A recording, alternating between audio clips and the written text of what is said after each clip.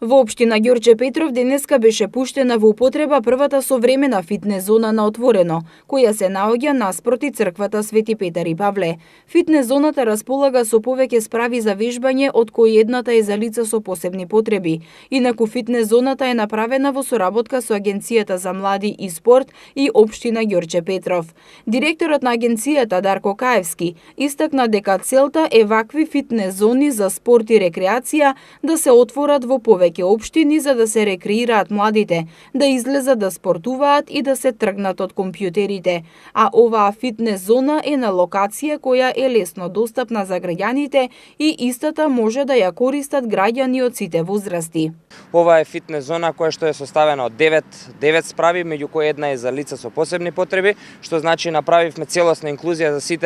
сите граѓани на Република Македонија да дојдат да спортуваат, да се рекреираат и ова е еден од проектите кој што е наменет за секако за подигнување на спортската инфраструктура во Република Македонија, но и првенствено да ги подигнеме спортските услови и стандардите во спортот во нашата држава.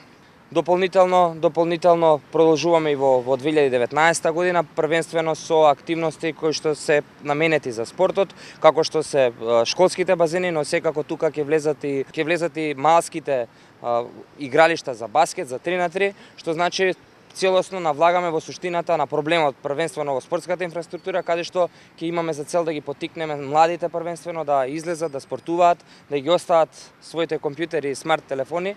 во насока да можат да спортуваат и секако да водат здрав начин на живот. Председателот на Советот на општина Ѓорче Петров истакна дека овие малски спортски катчиња придонесуваат да се развијат здравите навики кај граѓаните, да спортуваат и да се рекреираат. Отварањето на фитнес зоната на отворено е само продолжување на проектите кои имаат за цел да ги мотивираат младите да спортуваат, да се развиваат, да тренираат и да постигнуваат подобри резултати.